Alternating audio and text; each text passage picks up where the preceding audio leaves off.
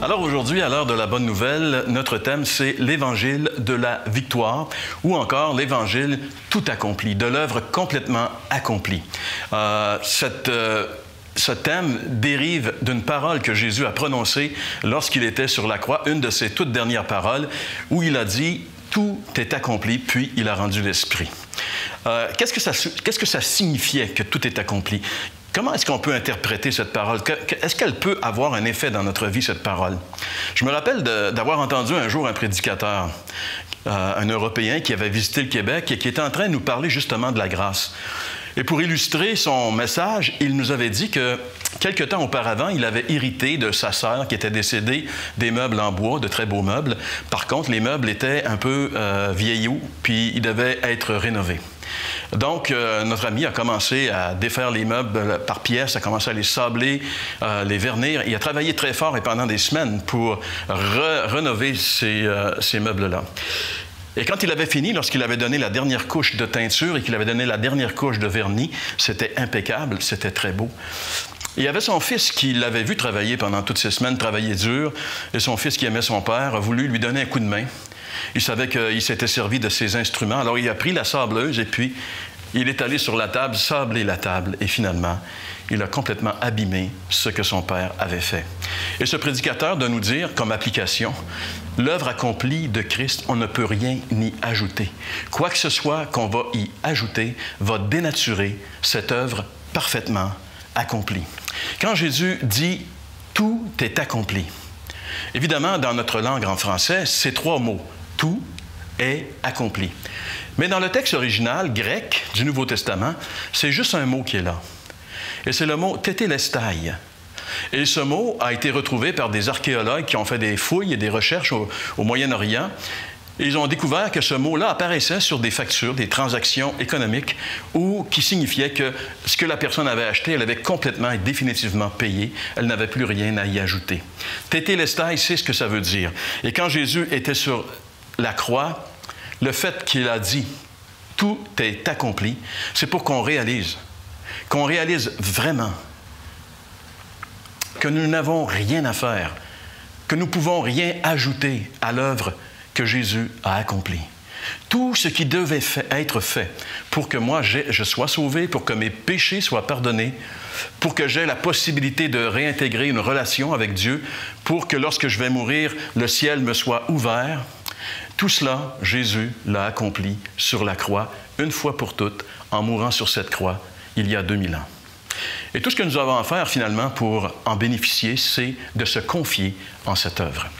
Il y a autour de nous des religions, il y a beaucoup de religions, et laissez-moi vous dire qu'il y a beaucoup de religions nouvelles qui poussent également, et qu'on commence à être envahi par toutes sortes de pensées religieuses.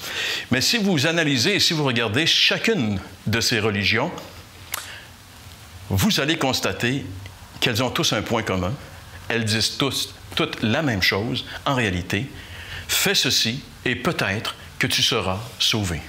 Donc, elles nous proposent des œuvres à faire pour être sauvés, puis elles ne nous donnent aucune certitude. Aucune religion ne donne de certitude.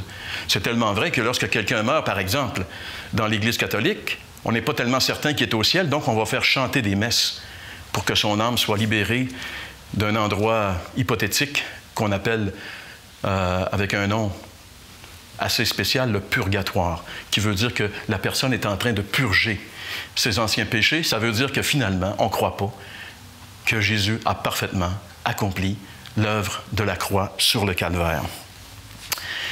Mais quand Jésus dit « tout est accompli », il est en train de nous révéler que l'œuvre du salut est parfaitement accomplie.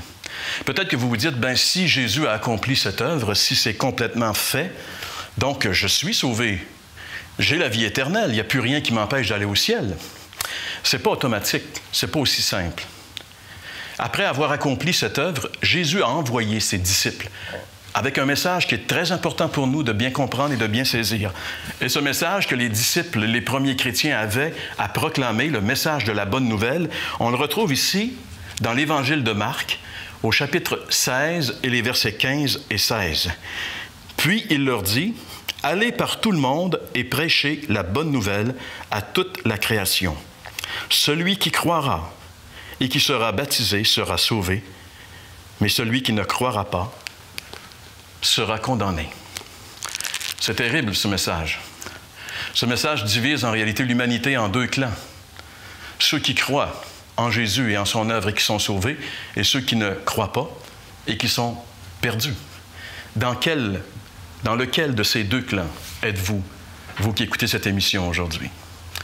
Par nature, on est tous dans le clan des incroyants, parce que souvent on est ignorant de l'œuvre accomplie par Jésus.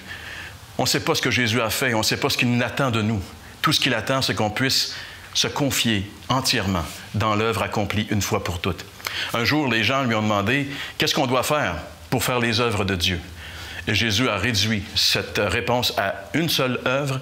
Il a dit « L'œuvre, au singulier, c'est que vous croyez en celui qu'il a envoyé. » La seule chose que Dieu, depuis que l'œuvre est parfaitement accomplie, la seule chose que Dieu attend de vous, c'est que vous vous tourniez vers lui par la foi et que vous lui donniez votre vie et que vous vous confiez dans cette œuvre qui a été parfaitement accomplie et qui va amener n'importe lequel pécheur directement au ciel pour l'éternité.